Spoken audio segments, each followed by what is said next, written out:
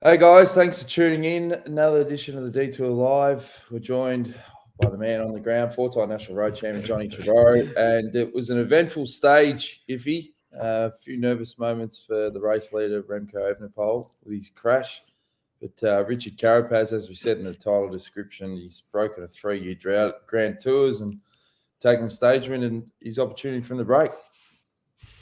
Yeah, so surprisingly, first stage win in the Vuelta, first stage win for 3 years, even though he ran second in the Vuelta only a couple of years ago. So, but you could see it meant a lot to him. He crossed the line with a big thump of the chest, and I got to say, I thought it was going to be a Jay Vine stage with that break. The form he'd shown in those stages earlier, I thought he would right away, but he didn't have it on the day. So, as we'll hear when I spoke with him later. But yeah, great ride. Seriously, big break and good break. When you look at the quality of the guys in there, Carapaz, Calderman, Marc Soler, they're stage winners and place getters in Grand Tour. So, and Jay Vine. It's funny, in the press room, once that break got 4 or 5 minutes clear, they were all saying Jay Vine wins the third stage, but he didn't do it.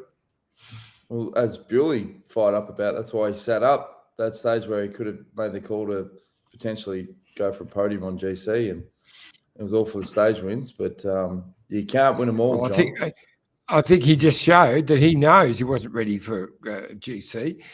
Take them when you can. So, but look, a great stage.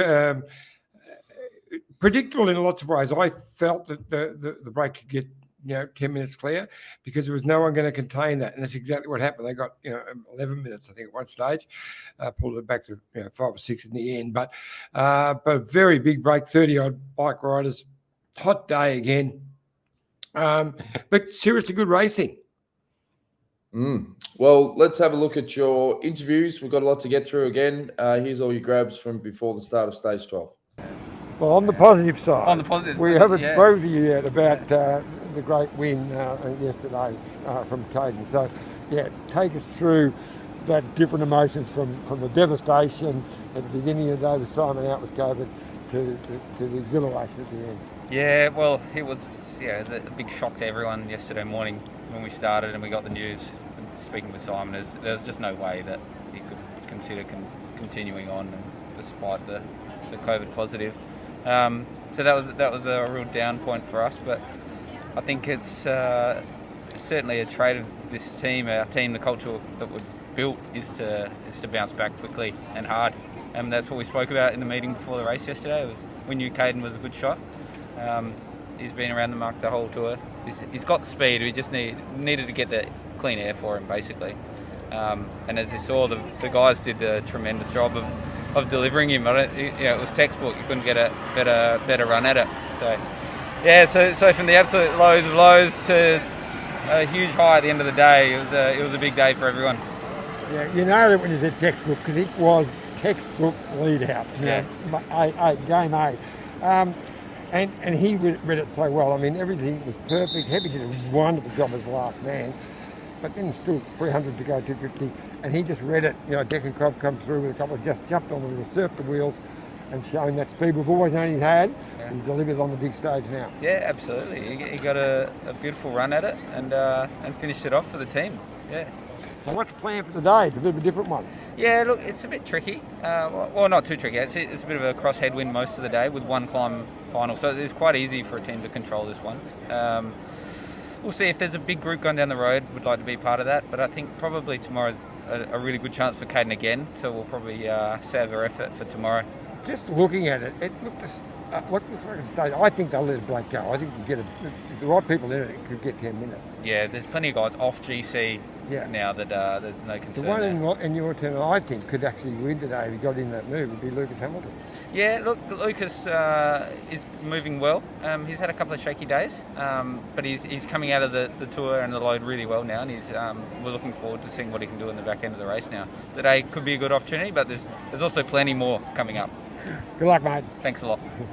Good morning, Michael Hepburn. Now, how do you feel the day after? Yeah, feeling pretty good. Obviously a tough day yesterday with the news of Simon in the morning, but we just had to try and turn it around as quickly as we could. And we had a great opportunity ahead of us. We were lucky that we had a sprint stage straight away, and it went really well. Mate, I've got to congratulate you because that was an A1 team lead out, and especially from you. You really stepped up. Yeah, it worked out really well in the end. We had a pretty clear plan in the morning. It's a little bit different, 11 days in. Some sprint teams are a little bit depleted with lead-out guys. So we knew it was going to be, a bit different to normal. Like we can't do that. I can't do that job in a one-day race or anything like that. But all the guys turbo rode all day, and then Lucas and Lawson setting us up on the waterfront turned out really well. Today, a bit of a different day today, and almost certainly a breakaway will go, you think?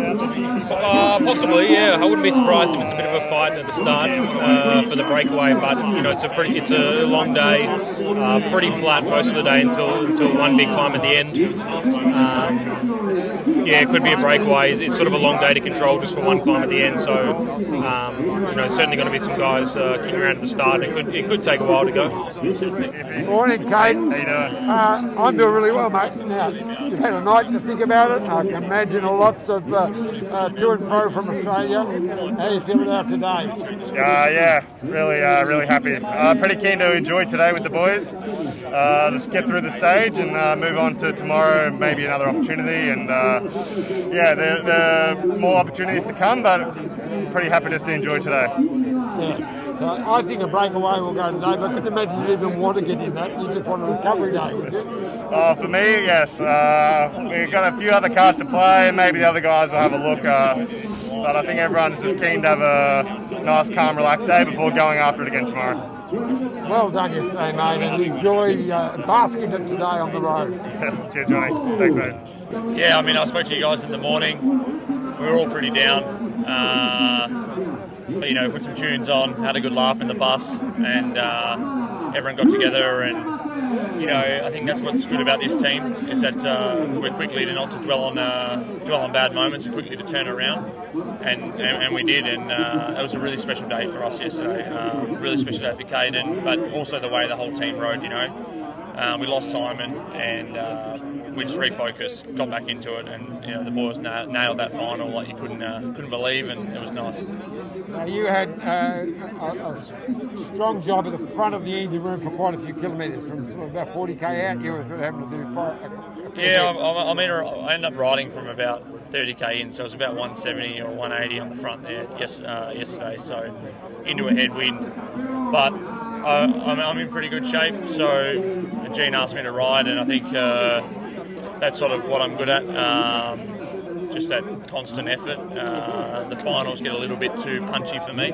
So as long as I can save as many guys as possible into that 4K to go was my objective. So I was glad I had a good day yesterday and can feel a part of that victory and could deliver the boys into where they needed to do, and they definitely delivered.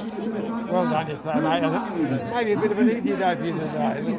We'll see. Like I said, now our focus is to get Caden through these stages so we can have a good crack tomorrow.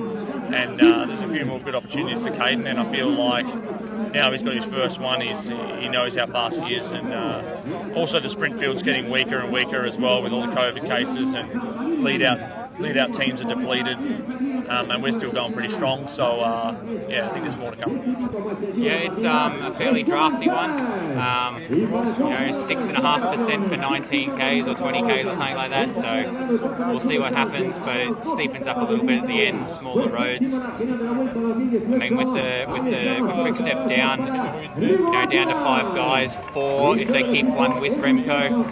I don't know how they control it, especially with the weekend coming up. Do they really want to invest all that energy?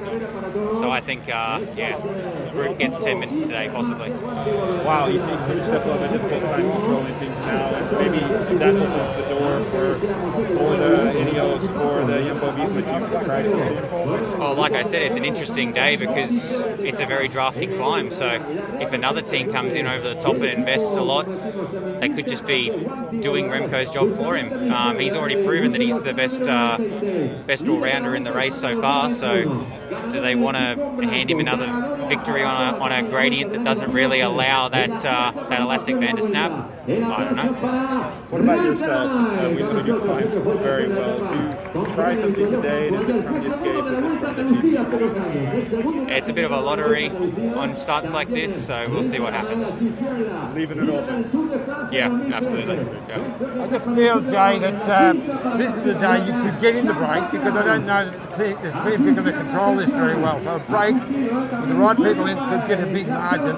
If you're there, then it's another big stage opportunity for you. Exactly, yeah. So we'll see what happens at the start.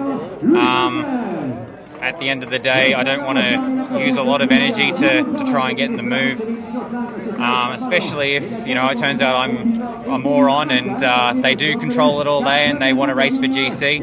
I want to be able to have something left in the tank to possibly follow the GC guys and get some more points. Good luck, mate. All right, thank you. All right, that's the first batch of pre-race interviews. There's a couple more to go because I don't think we saw Luke Plapp in there, so people will be going, "What's going on?"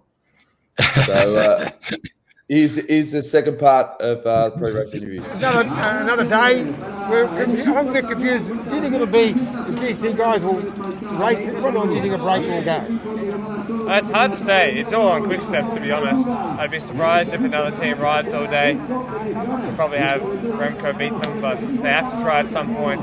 But the weekend is really important with some other big climbs, and they're harder all day. So, yeah, it's a bit in the balance. Do you know this climb at all? I'd be surprised if anyone knows the climb, to be honest. Yeah, it looks like it's got a lot of steady gradient with a couple of steep ramps. Yeah, it's just the bottom that's really steep, and then it's quite regular afterwards. It's really long, obviously. So, I mean, it's only a little bit shorter than Sierra Nevada, really, actually. So, it can definitely be very, very, very important. And the heat today, it's actually okay by the sea, so it'll be a little bit less hot. But that's going to be also one of the other more important things, just staying cool, because it is, it's 200k a day, pretty much. Alejandro Valverde will know it. Wilco Killerman. Valverde won here in 2016. Did he? We've been up here before. Speaking with Jay Vyman a minute ago, he said it's a bit of a drafty climb where you can hold the wheels. 19 kilometers. What do you expect? I mean, the day it rained in Basque Country, or still Cantabria, I think it was also not super steep, but Remco still rode everyone off the wheel, so it's still 7.5%, or it's a 7% average over 19 kilometers, so you can say that, but when the top guys are going and you're doing really big watts per kilo, I mean, in the end, there's not a lot else you can do. Will he be affected by Alaphilippe preceding the team on the final climb? I mean, I guess it's something that will take hold on Remco's team without Julian. Yeah, it will definitely affect how they're going to race today, because I think before, if Aleph was here, they'd probably race to try and win the stage, to be honest, because it still suits Remco really well. It's not hard beforehand. But now, without him, I think maybe the break's got a better chance to stay away. The door's open for you. What are you doing today?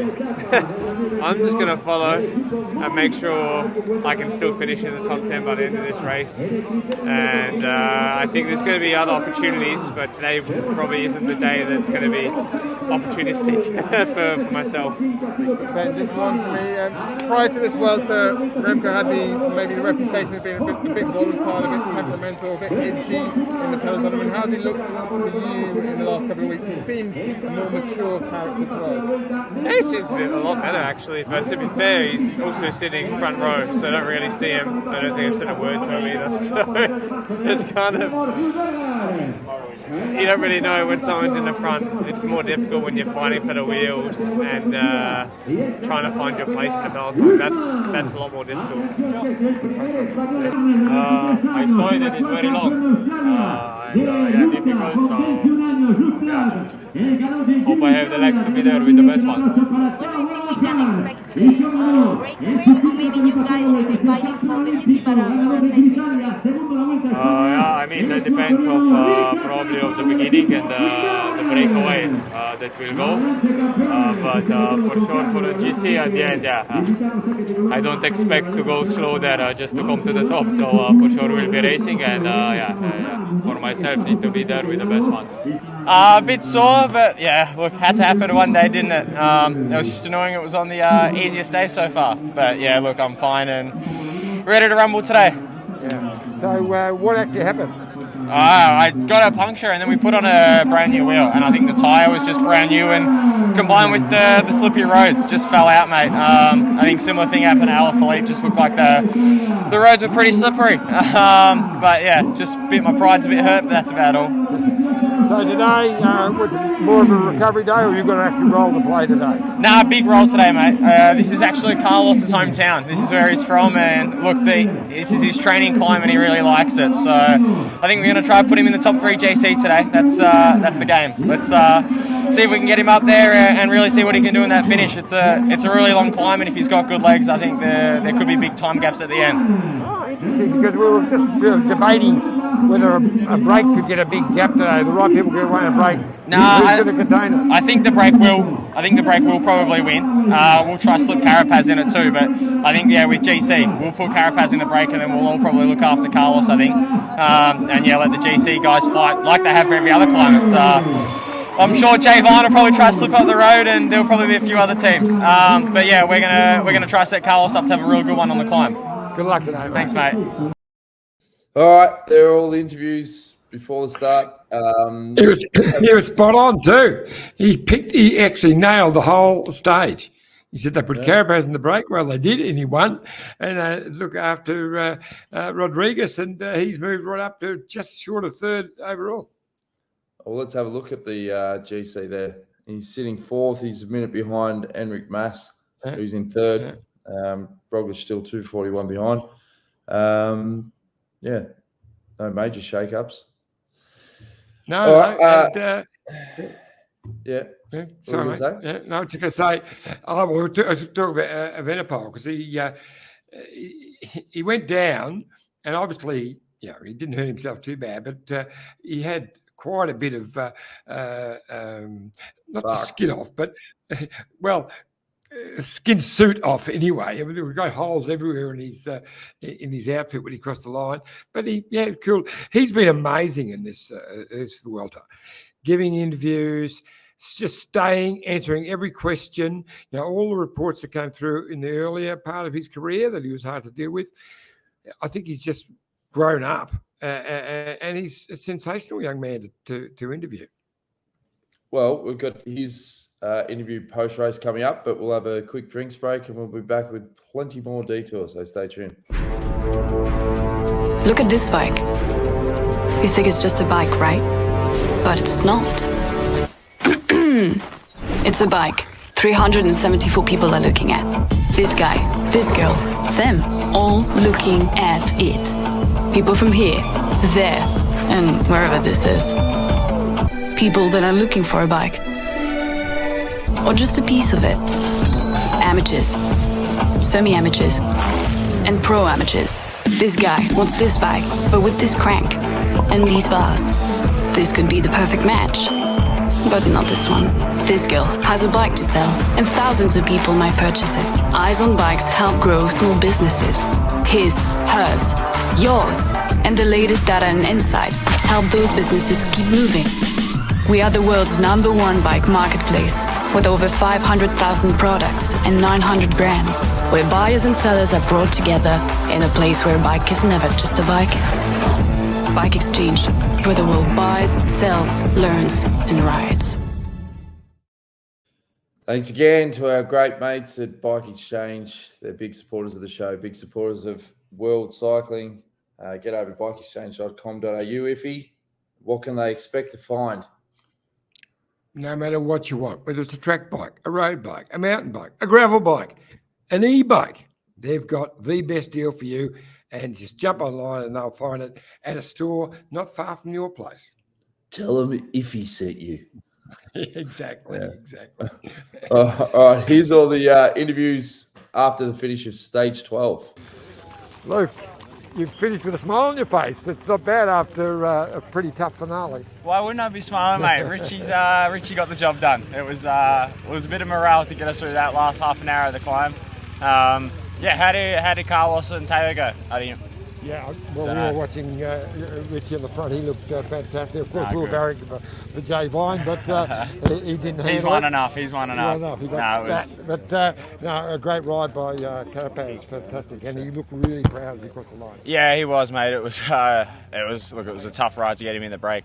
People didn't want him there, but it was awesome to get him there. And yeah, I think it hasn't been the best tour for him. Obviously, he came here to ride GC, and he's not up there. But I think to get a stage win caps it off. And for you personally, how did it feel today? Not too bad, mate. I pulled up a ride after the crash. I just couldn't go with him on the climb. I tried to stay as long as I could, but yeah, it just wasn't going to happen today. But no, I've pulled up fine, and yeah, I think I'm hopefully getting better. Jai, we're now up to stage 12, and it's been a tough few days, and you obviously have had a couple of tough days. How was it today? Oh yeah, another tough day. It was really hard. Big fight for the breakaway, and yeah, fortunately we had Wilco and Matthias Fabro in there, and Wilco was second on the stage, which is really good ride by him, and also by Fabro to help him. So pretty nice. But for me personally, not the best shape, but. So for the pretty tough week coming up ahead, what's your plans? More or less the same. Probably try to go for some breakaways though, to be honest. It would have been good to be in there today, but wasn't to be. But hopefully in the next days. So with the World Championships coming up in Wollongong, only a week, maybe 2 weeks after, does it play on your mind to how you finish this race, to save a little bit, or is it not coming to it? I think if I can get through this and stay healthy, then then hopefully it should come out all right. If stay in one piece, stay healthy, and just do everything right up until the Worlds, and then see how it goes. Good luck next couple of days. Cheers, guys. Thanks. Lawson, you're exhausted. How was it out there? Long? Yeah. No, this is definitely the final climb is pretty brutal, eh? On days like today, our options are a bit limited now that that Simon's gone home, and but we still wanted to kind of keep the fighting spirit going. Just give it a shot with getting in the breakaway, seeing how the legs would handle a climb like this. In the end, it ended up being a bit too long, about 10K too long, I guess, for me. I at first I just tried to hold my own pace and kind of see where that would land me, and then once came to the realization that any kind of real result was out of the picture, I kind of just shut her down and made it to the finish. That was a super escape. Jay Vine, Richard Carapaz, Mark Soler, stage winners in this Vuelta. What was your plan against them? And I don't know if you know, Richard Carapaz went on to win the stage. Yeah, with a finish climb like this, there's not much of a plan really. It's always going to be tough for me to get a good result out of that group, and just knowing the climbers that were in there. But I gave it a go. I pushed it pretty hard I was able to hang on for about 10K, and then maybe a little less, and thought if I could just ride my own tempo, maybe I could pick up some stragglers, but didn't quite have the power at the end of the day. Well, it looked good. It was good to see you up in there. Just one thing on the road conditions. Remco Evenepoel crashed today after that first climb. How were the roads out there? Yeah, anytime you get to the south of Spain, of course, they're going to be a little bit greasier. We saw Alaphilippe go home yesterday just on a normal turn, just going through a city. And you can just tell they kind of have that glossy finish. And yeah, it's unfortunate that anyone crashes in situations like that. And hopefully everyone made it through healthy and safe. Lots of good stuff. Thank you. Appreciate Just it. one question from me, mate. You obviously have got really good form in the last 4 or 5 days because you've been giving it a crack every day. The legs have been feeling good all race, and I've had a couple good days. In the end today just was a bit too much for me, and then but yeah, I was happy to give it a go up there and see how the legs respond. And tomorrow's a big opportunity for the team with Caden again for the sprint, and then I think we'll do our best to try and deliver him to another stage win. Well, exactly. Tomorrow you're on lead-out duty again. You've become a bit of a sprint lead-out specialist as well. Yeah, for sure. No, it's a great culture within the team, and we all really enjoy working together and working for one another and our leaders. And so I think we'll turn the page today pretty quickly and try and formulate the best plan for tomorrow. Good luck, man. Appreciate it. I think the bike is much worse than I am. So, nothing bad happened. And Jumbo-Visma was ratcheting it up today, trying to do something. Your experience with the crash in Lombardia, all that helps play the mental games in situations like this. Yeah, for sure. Like I just said to your colleague, I've been through much worse. Starting walking, having setbacks, all that stuff. So what happened today was actually peanuts compared to what I had 3 years ago. Thanks, Remco. Hi, Jay. It looked like a really tough day out there in the office today, mate. Yeah. Well, only the last 5 kilometres. But tell us how you felt, because you're climbing up until today. Most people in the press room were picking you to win. Obviously, you didn't quite have that form today. Yeah, I don't quite know what happened with I think 5Ks to go or 4Ks to go or something. Followed the first 2 tacks, no problems, and then the legs just locked up at about 330 watts. So you can't win at 330 watts in this level. So you then just backed off and tried to recover, or did you go full gas anyway? That's as fast as I could go, so that's what I did to the finish. So what's the plan now? You've got a sprint day tomorrow, probably be helping Tim, and then and recover a little bit? Yeah, I think so. Sprint tomorrow. I'm also annoyingly back up a bit closer on GC, so I don't know if they'll let me go on the breakaway again later down the track. But yeah, I can't fault anyone but myself, really. Yeah, but you've still got a very good grasp on the climber's jersey, so that's the important thing for you right now. Yeah, exactly. I think the guys only took about 5 points max closer in the competition, so yeah, it's a bit disappointing that I didn't get any points today, but it's also good that there wasn't a massive blowout. Good luck, mate. Thanks, thank you. There's all the grabs after the finish. Jay says he's higher up on GC. He's still 15 and a half minutes off GC, but yeah. I don't know what he's worrying about. He's a bit fixed on that, but no, like he's a big chance. But I was surprised today. I really thought he would win when I saw the break. He didn't have the form today that he would had a couple of days ago. So it'll see. We've got 2 monster days to come up. Yeah. We've got a live comment. Madam KV says, loving the daily detours, boys. Sadly, it looked like the Grand Tour caught up with Jay Vine today. What do you think this means for his prospects of winning the Mountains jersey? Yeah, you're dead right. It has caught up with him today, and it shows that he's human. I think he'll win the Mountains jersey. The nearest one to him really that counts is Evenepoel. Soler might have a go at it, and he's a quality rider. I mean, you can remember his teammate is second. But look, it's interesting. We're in a wonderful part of the world. We're in Rhondda. So help me, Rhondda. And if you experience, we pulled into town, got all in the back street. There were roadblocks everywhere. Turns out our hotel is, I don't exaggerate, 25 metres from the sign-on. Oh, perfect. Where I park the car, I won't have to move it until after the race starts. Chris Peter says, good to see if he has moved his jocks out of the camera shot. Carolyn I Harbeck have. says, great interviews.